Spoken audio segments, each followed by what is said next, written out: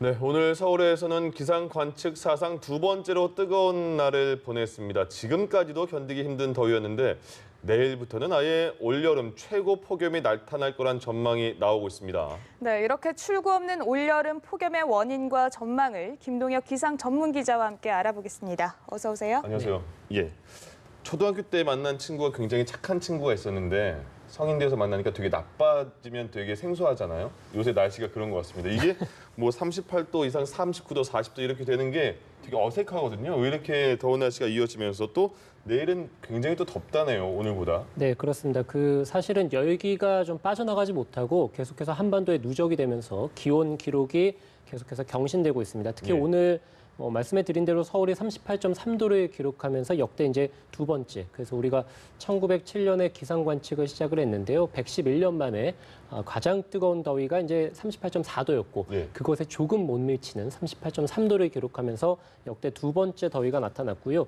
홍천과 수원, 제천 등에서는 이제 관측 사상 가장 뜨거운 날을 오늘 또 보냈습니다. 그래서 네. 관측을 시작한 이래 수원에서는 1964년에 관측을 시작을 했는데요. 54년 만에 최고 뜨거운 날을 오늘 또 기록하게 됐습니다. 예. 전국적으로 폭염 경보가 다 내려져 있습니다. 그래서 12호 태풍 종다리로 인해서 동해안 지역의 폭염특보가 일시적으로 해제가 됐습니다만 지금 보시는 것처럼 동해안 지역도 폭염주의보가 다시 또 내려졌고요. 그래서 전국적으로 폭염특보가 발효 중이고 그 밖에 이제 동해안을 제외한 전국적으로는 단계가 가장 높은 경보가 역시 이어지고 있습니다. 오늘 굉장히 뜨겁기 때문에 오늘 밤부터 내일 새벽 사이에 열대야가 극심하게 나타나는 지역들이 많을 것으로 보이고요. 예. 특히 이제 말씀해 주신 대로 서울에서는 앞으로 이제 더 뜨거운 날이 이어집니다. 그래서 내일과 모레가 39도가 예보가 됐는데요. 네. 말씀해드린 대로 지금 역대 가장 1위, 111년 동안 가장 뜨거웠던 날이 이제 38.4도였는데 오늘이 38.3도였고 0.1도 차이였어요. 그렇습니다. 예. 근데 내일과 모레는 39도가 예보가 되어 있습니다. 그렇기 네. 때문에 지금 예보대로 이 기온이 나타난다면 역대 가장 뜨거운 이런 폭염이 내일하고 모레 나타날 것으로 예상이 되고요. 예. 사실 지금의 더위는 남부지방보다는 이제 중부지방에 집중돼서 나타나고 있습니다. 그래서 내일과 모레 이 중부지방, 특히 이제 수도권 지방에서 역대 최고 기온 기록이 나타나는 곳들이 굉장히 많을 것으로 보이기 때문에 예. 남부지방은 후텁지근하고요. 중부지방은 사실 좀 후텁지근하다기보다는 초여름처럼 불볕더위이긴 합니다만 네. 기온이 굉장히 크게 오르면서 뜨거운 날씨가 종일 지속되겠습니다. 아유, 기록은 깨지라고 있는 거라지만 안 깨지면 좋겠다는 기록도 있네요. 예. 네, 말씀해 주신 것처럼 여름이 아직 한 달 이상 더 남은 것 같은데 역대 1위가 되면 어떡하나 이런 우려가 있거든요. 좀 앞으로 남은 한 달 여름 좀 어떻게 전망하시나요? 네, 지금 말씀에 많은 분들이 알고 계실 겁니다. 1994년의 여름이 이제 역대 가장 뜨거웠던 네. 해였습니다. 그 기준이 이제 최장 폭염 일수, 그러니까 1994년의 여름이 이제 3달이죠. 그래서 예. 이제 90일인데 그 중에서 30일가량 이제 폭염이 지속이 됐습니다. 그래서 33도를 넘는 날이 이제 한 29.7일 정도 나타나게 됐었고요. 그래서 올해 지금처럼 계속해서 간다면 1994년의 폭염 일수를 뛰어넘지 않을까 이런 우려의 목소리가 나오고 있는 게 사실이고요. 그래픽을 통해 보시겠습니다만 1994년이 이제 29.7일 말씀드린 대로 그 다음이 2016년이 역대 2위였는데요. 22.4일이고요. 3일, 4일 순으로 나오고 있고요. 올해는 지금 아직 8월이 남았죠. 예. 그래서 6월, 7월까지의 기준으로 봤을 때 벌써 폭염일수가 16.2일입니다. 그래서 지금 역대 4위 기록을 아직 한 달이나 남았는데 거의 근접했다라고 보시면 될 것 같고, 그래서 지금처럼 만약에 폭염 예보가 계속해서 이어진다면 역대 한 2위 정도 기록까지는 무난하게 가지 않을까 예상이 되고 있고요. 예. 1994년에 29.7일이라고 말씀을 드렸죠. 그래서 아직 한 2주 정도는 지금의 폭염이 더 지속이 된다면 1994년에 대폭염을 넘는, 그러니까 역대 가장 뜨거운 이 한 해가 바로 올해가 될 가능성이 이제 높아지게 되는 것이고요. 예. 우리가 이제 폭염을 얘기를 할 때 최장 폭염, 그러니까 폭염이 얼마나 지속됐냐도 보지만 최고 기온이 얼마나 나타났냐도 보게 됩니다. 그래서 역대 최고 기온이 나타났던 기록은 1942년이었습니다. 대구에서 40.0도를 기록하게 됐습니다. 그래서 예. 지금까지 기상 관측을 시작한 이래 전국에서 가장 뜨거운 하루는 40도를 기록한, 대구에서 40도를 기록한 날이었고요. 바로 이제 내일입니다. 8월 1일에 1942년에 40.0도를 기록하게 됐는데요. 예. 지금 내일 서울이 39도, 그리고 모레가 39도가 예보가 돼 있죠. 그래서 네. 내일 서울에서 만약에 39도가 예보가 된다면, 실질적으로 나타난다면 열기가 지금 빠져나가지 못하고 있기 때문에 모레에서는 이 수도권 지방 또는 중부 지방에서는 40도를 넘는 지역도 있을 것으로 예상이 되고 있습니다. 그렇게 예. 된다면 이제 역대 최장 기록도 앞으로 이제 경신할 가능성이 있게 되고 역대 최고 기온 기록도 갈아치우게 되죠. 그래서 그렇게 본다면 최장과 최고 기록을 올해 모두 이제 갈아치우게 되는 그런 한 해가 될 수도 있습니다. 데프리카를 서울이 이기면 이게 서프리카라는 그런 말도 생길 것 같고요. 보통 너무 더우니까 왜 이렇게 더워, 왜 이렇게 더워 이런 말을 입에 달고 살잖아요. 근데 그쵸. 그렇게 말했을 때 이것 때문에 더워 이런 이유는 저희가 잘 모르거든요. 왜 이렇게 더운지 좀 쉽게 좀 설명해 주시죠. 네, 지금 앵커분께서 말씀해 주신 대로 이제 서프리카, 그래서 이제 데프리카가 사실 대구가 한반도에서 이제 가장 덥다고 알려진 곳이기 때문에 대구와 아프리카를 합성했는데 최근 더위는 아까 말씀드린 대로 중부지방이 남부지방보다 더 뜨겁죠. 그래서 실제적으로 서프리카라는 얘기가 또 이제 인터넷을 통해서 이제 나오고 있는데요. 사실은 최근에 이제 중부지방에서 뜨거운 것은 중국 쪽에서 가열된 굉장히 뜨거운 공기가 한반도 상공을 통해서 이제 북동쪽으로 들어오고 있기 때문입니다. 그래서 지금 북동쪽에서 굉장히 건조하고 고온건조한 공기들이 들어오고 있는데 이 고온건조한 공기들이 이제 태백산맥을 넘어서 이제 서쪽으로 들어오는, 그러니까 동쪽을 지나서 서쪽으로 들어오게 되는 과정에서 산맥을 넘다가 내려오게 되면은 기온이 훨씬 더 크게 오르게 됩니다. 우리가 산으로 오를 때는 체온이 떨어지지만은 이 땀을 다 배출하고 난 이후부터는 다시 또 열이 오르게 되거든요. 그래서 공기도 마찬가지입니다. 산을 오르고 내려오는 과정에서 이제 뜨겁게 가열이 되는데 원체 중국 쪽에서 고온건조한 공기가 동쪽을 통해서 들어오고 있는데 큰 산맥을 한 번 더 넘게 되니까 훨씬 더 뜨겁게 가열이 되는 것이고요. 그래서 주로 이제 남부지방보다는 중부 중에서도 서울과 수원 이런 중북부 지방을 중심으로 해서 최근에 굉장히 뜨거운 날씨를 보이고 있는 것이고요.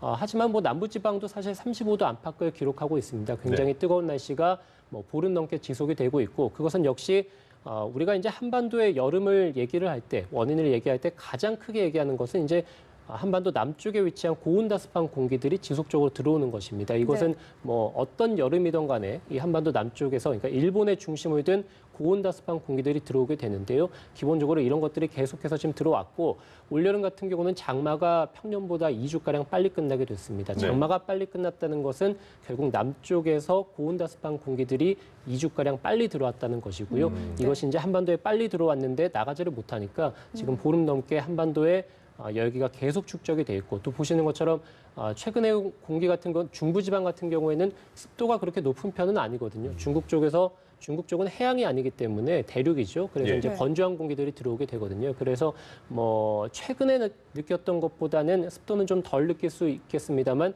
기온이 크게 오르는 것은 역시 이제 공기 중에 습도가 없다 보니까 이 햇볕이 차단이 되지 못하고 지면으로 바로 쏟아지게 되는 것이죠. 그래서 지면도 크게 오르게 되고 그래서 종합적으로 말씀을 드린다면 한반도 남쪽에 위치한 고온다습한 공기들이 이제 예년보다 빨리 들어오게 됐고 여기에다가 중국 쪽, 그러니까 서쪽에서 굉장히 뜨거운 공기가 한반도 동쪽을 통해서 들어오게 되면서 더 가열이 되게 됐고 습기가 최근에 비해서는 없다 보니까 이제 맑은 날씨에 일사가 지면을 크게 가열시키면서 수도권 지방을 중심으로 뜨겁게 가열되고 이런 세 가지의 모든 조건들이 지금 다 갖춰져 있습니다. 그래서 우리가 역대 가장 뜨거운 게 1994년이고 두 번째로 뜨거운 게 2016년이거든요. 올해 2018년은 1994년의 폭염 원인과 2016년의 폭염 원인 두 가지를 동시에 다 포함하고 있습니다. 그렇기 때문에 역대 최고 기온 기록을 갈아치울 거라는 전망도 나오고 있습니다. 그렇군요. 정말 많은 사람들이 이 폭염이 언제쯤 끝나나 이런 생각을 많이들 하실 것 같은데 차라리 좀 비라도 왔으면 좀 시원하지 않을까 이런 생각도 들거든요. 앞으로의 전망 좀 어떤가요?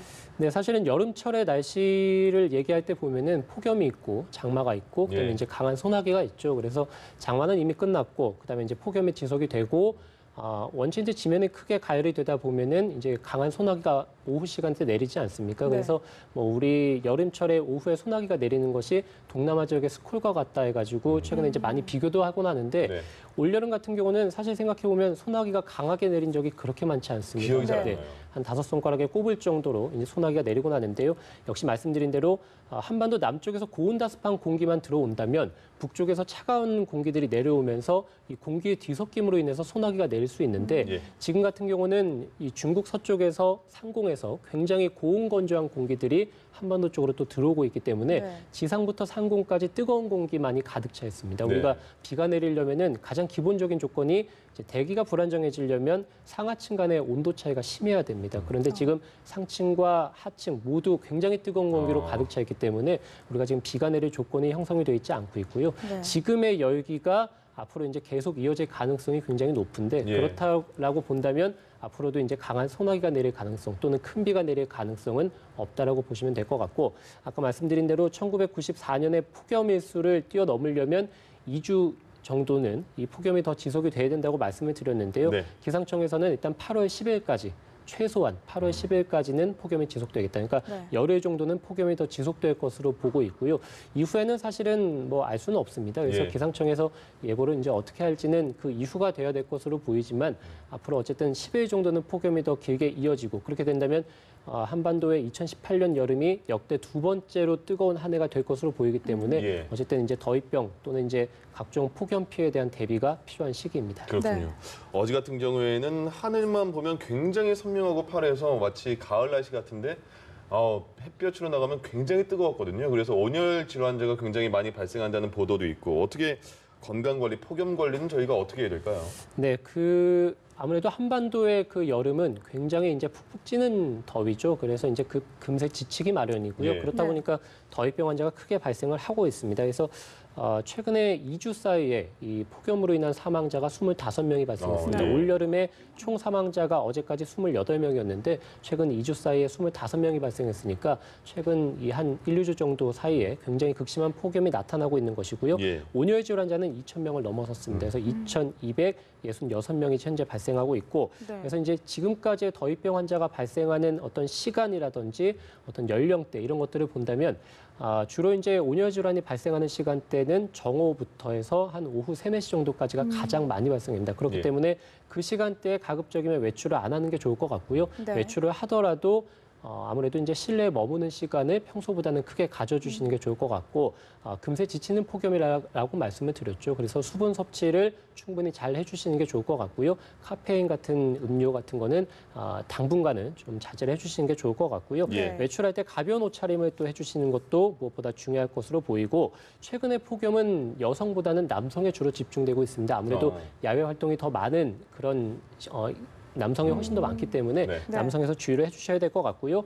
뭐 고령자가 훨씬 더 또 많이 발생하게 되겠죠. 그리고 실내보다는 실외에서 이 온열 질환자가 많이 발생하기는 합니다만 최근에는 실내에서도 더위병 환자가 크게 증가를 하고 있습니다. 그만큼 뭐 밖이나 안이나 더운 거는 매한가지라는 얘기입니다. 그래서 네. 뭐 실내에서도 가급적이면은 냉방용품, 그래서 뭐 에어컨이라든지 제습기라든지 선풍기 이런 것들을 최대한으로 가동을 해주시면서 이 체온을 좀 떨어뜨리는 게 좋을 것 같습니다. 그렇군요. 요새는 뭐 은행들도 개방을 해서 여러분들을 쉴 수 있게 했다고 하니까 너무 힘들면 은행에 들어가셔서 잠깐 쉬는 것도 좋을 것 같습니다. 올여름 왜 이렇게 더운지, 내일은 또 얼마나 더울지 김동혁 기상 전문 기자와 함께 알아봤습니다. 고맙습니다. 고맙습니다.